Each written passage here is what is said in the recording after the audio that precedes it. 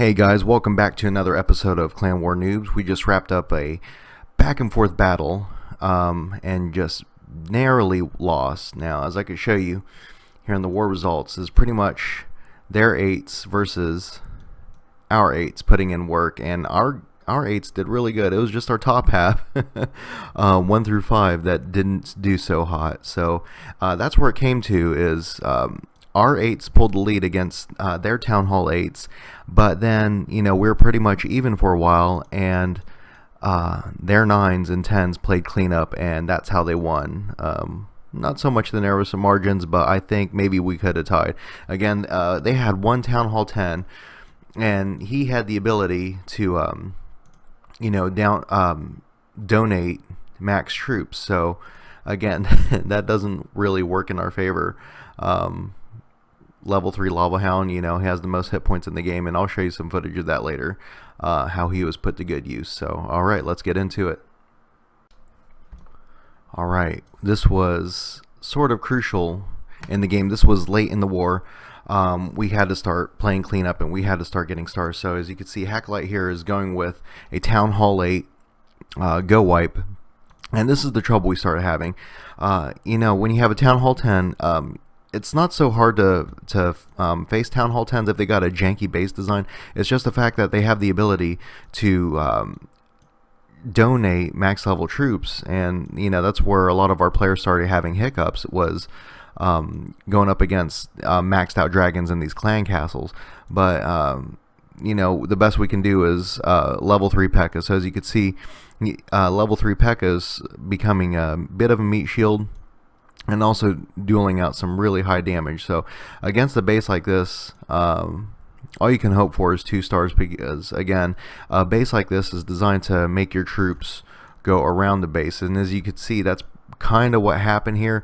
A lot of the damage dealers went to the center and either got blown up or just got shot because they're trying to fight their way out. So Burger King, being a meat shield and a bunch of wizards following him, was able to play cleanup on the outside. And as we speeded along, I had the opportunity to watch this live, so it probably came down to like 30 seconds left, and I was like, oh, is it going to happen? Is it going to happen? And sure enough, it did, with the P.E.K.K.A and the BK playing meat shield for even 1 or 2 wizards really helped out, and that's what we got here. So that really helped us out late in the war, but as you saw earlier, spoiler alert, we lost. But good job to Hacklight on a well-needed 3 stars. Okay, we have our very own Veerman versus Cramdog. It looks like he's going to be doing a Hog Rider attack, and he was featured in our last video just from the way he does his hog attacks, and they still work out pretty good against some bases, this being one of the bases.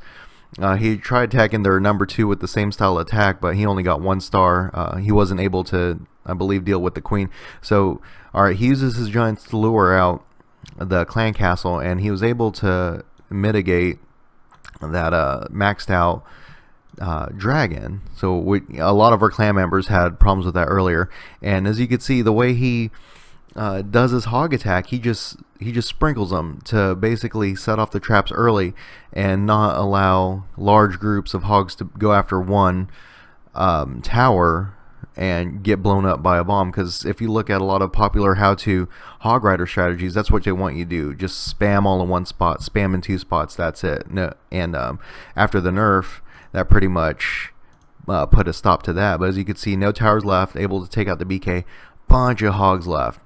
He did really well with that. I really enjoy this style of attack, but again, it depends on the base. And he was able to get us much needed 3 stars at this point. I think he tied it up for us, but again, spoiler alert, we lost. So good job to Veerman and making another highlight. Alright, this defense by Hacklight was really late into the war. So at this point, we were kind of tied up, but maybe they were up by 1 or 2.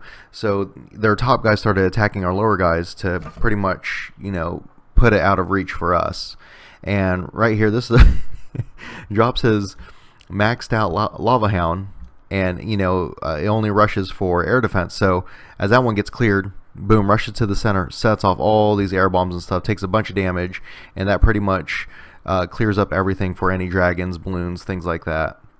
does a really good job being a distraction, and that's that's pretty much the end of it. I mean, when you have that kind of troops against a Town Hall 8 with what 3 wizard towers you have to worry about, and 3 what air defense, something with that many high hit points, it's nothing.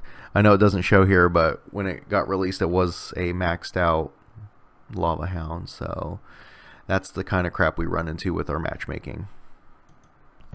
Alright, we've seen Zarf featured many times in our videos, so this time it's not for a good reason. So again, this defense was late in the war, you know, not a lot of time left, kind of tied up. They might have been up by 1 or 2, and again, with this base, it's designed to make your troops go around depending on how you deploy them. So this guy, you know, he seems like a veteran. He spreads them across. Instead of spamming all in one spot, he spreads them across. So it pretty much just sweeps the map, and then he drops a clan castle with a maxed out dragon and a cute little balloon. That's pretty much it. Just a clean sweep. Overwhelms the defense, all the bombs, all that noise. And I think this is actually the first time this base of his has actually been 3-starred. So, you know, hats off to them. That guy, man, that was smart. Because I've seen this base attack many times. It's been defended a lot. It's been 1-starred, barely 2-starred, but I've never seen it 3-starred. So, you know, kudos to them. All right, guys, let's just pause this real quick. It wouldn't be Clan War Noobz without a fail. So, as you can see, my loadout, you know, a lot of giants, a lot of wizards, and I did that to overwhelm these level 2 Inferno towers. They're only set to single. So I was like, oh man, I got this. But look, guys, I mean, you guys have access to the internet. What am I missing? I'm missing wall breakers. I can't believe that.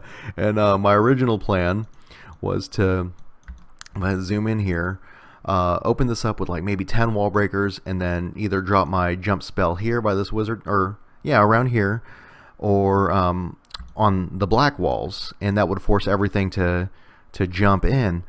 But I was like, no. I started tripping. I was like, I can't believe I forgot my wall breakers.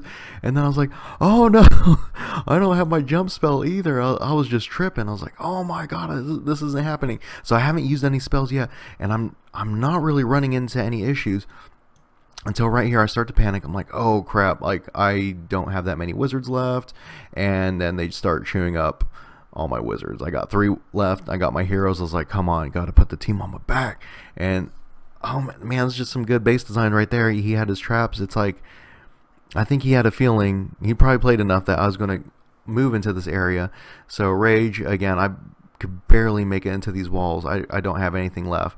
What was that? A P.E.K.K.A. in my castle, and the whole idea was to overwhelm these single target Inferno towers. And yeah, I didn't get a chance to break in.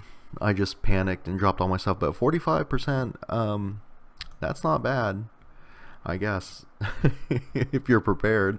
Should have been at least 1-star. I don't know. So, you know, that's all I got, man. Hopefully you can learn from our mistakes and make yourself a little bit better. So that's it, guys. Maybe I'll do a loot-tage or something like that next time. So alright, you guys take care and have a good night.